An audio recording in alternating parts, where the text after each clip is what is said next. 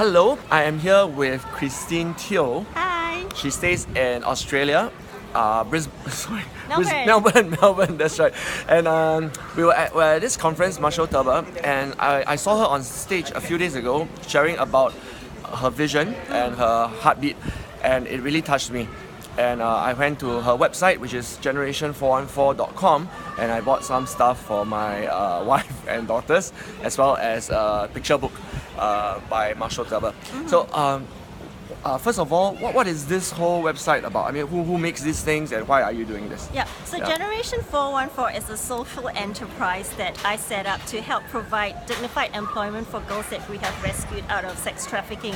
So what happened is that a lot of the girls that we rescue out of the brothels go through counseling, and then when we release them back into the community, many end up going back to the bars and the brothels. And when you ask them why they go, I have no education, I have no skill set, I have a family to feed, this is the only alternative, or this is the only choice I have. So we set up this social enterprise, and then when we go and do the outreach and say, no, if there is an opportunity for you to learn a new skill and to have employment like jewelry making or cake making or t-shirt printing, is that something that you might be interested in? And 9 out of 10 normally do say yes, if there is a skill that I can learn and I can do a job that I don't have to sleep with men, of course.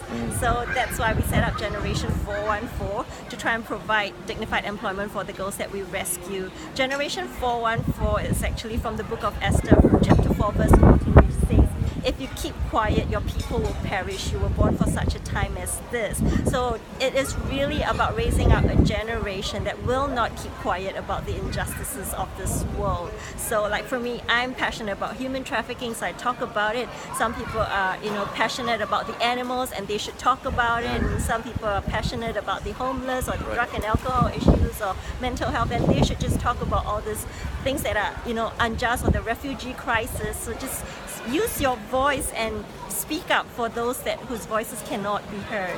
Thanks, Christine. Honestly speaking, I'm not very well aware of the trafficking, and the first time I actually started thinking about trafficking as an issue is from the Hollywood movie Taken. Yes.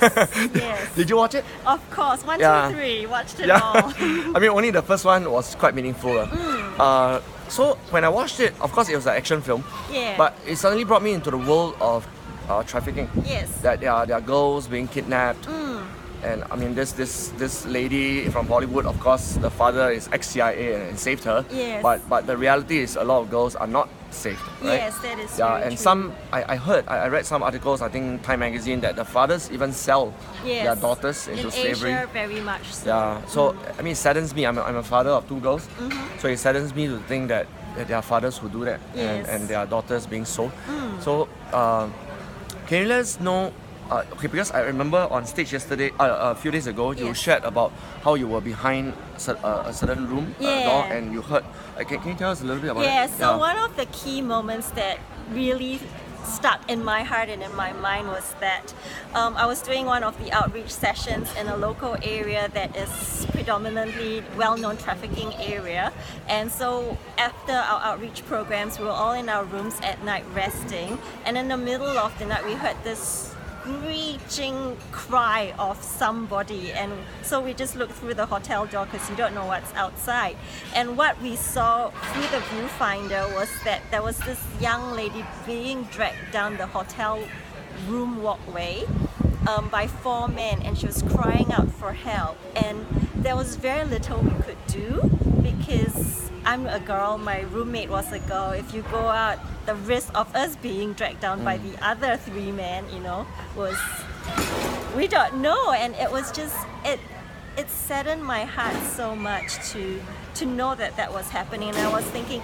this is just 1 floor in 1 hotel room in 1 building. Yes. What's going on all over Thailand, every floor, in every hotel. Yeah. It just. Do you have some statistics? Like how many are there? Do you know? In the thousands, in the hundreds, in the what? So the UN trafficking report, the last one that was released in May last year, says there are about 45.8 million people that are enslaved in modern day slavery. 45.8 million. 45.8. Not necessarily sex, right? It No. could be like So labor child trafficking, labor, child labor, or even terrorists, like child strapping- soldiers, child organ soldiers. trafficking. So that's all. Right. But we know that sex trafficking is a significant amount of the overall 45.8 million, and then 50% of that is from Asia. And out of that 50%, more than 80% are women and children.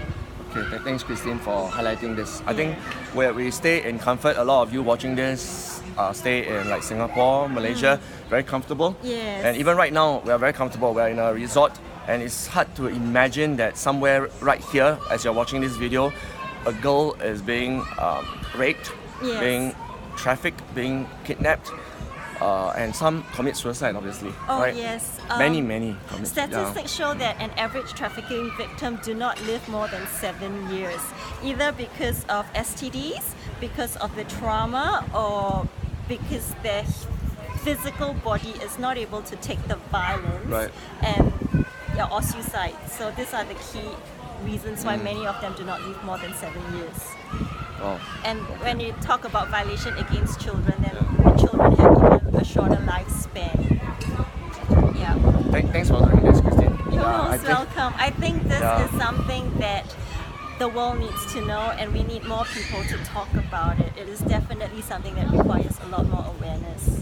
How did you get into it? I mean, do you like read a book one day or watch a film or what? No, how I became so passionate about human trafficking was I live in Australia, and I was traveling with an Australian federal cop, thinking that if I travel backpack around Asia with a federal cop, it would be safer. But what happened was every country that we went to Vietnam, we went to Cambodia, to Thailand, to Laos, and Burma, and every country that we went, men would approach him with absolute disregard for me and just point to my face and go, "How much did you pay for this one?" Oh. And I've got a master's degree, and I'm Oh, a dear. working professional, and Yeah. that was a tremendous insult to me. Yes. And I'm thinking, okay, a few weeks later or a month later, I can go back to Australia and lead my happy life. But in the restaurant or at the bar, there's other girls with other men, which I know obviously wasn't there as a tourist. And I'm thinking, what's gonna happen to this girl after she finishes dinner tonight? And then I remember that girl that was being dragged down, and it just absolutely broke my heart. And I've got a voice, I'm smart, I know all this is happening. Do I just then go home and do nothing about it? I just found that I could not. And many of the girls, they say they're 18, but you know that they're not. And when you try and have conversations with them, you realize that they're absolutely not 18. Many of They're them still a child, right? they're still a child. Many of them still a child in their hearts, in their minds, and don't really know what's going on or what's happening.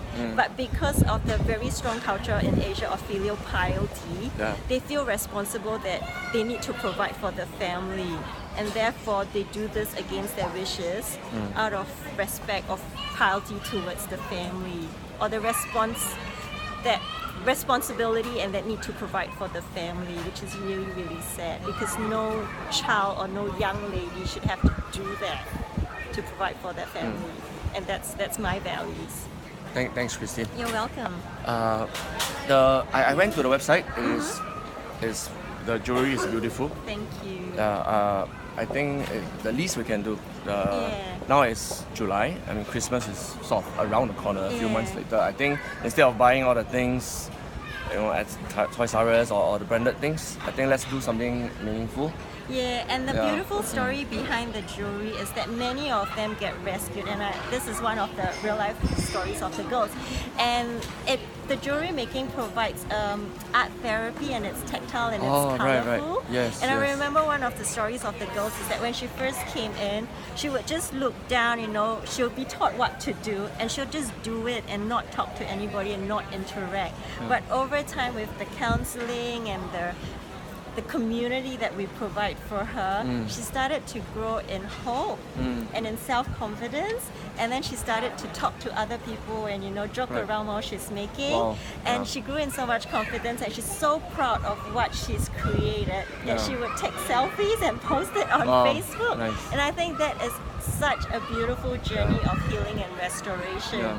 And I always wear my jewelries or carry my bag with so much pride because I know the story behind what I'm wearing from someone that has no hope, no future, no skills, no education. Right. To be able to make something this beautiful, Yeah. the journey it's taken her just makes me so proud to be wearing what I wear. Yeah. Yeah.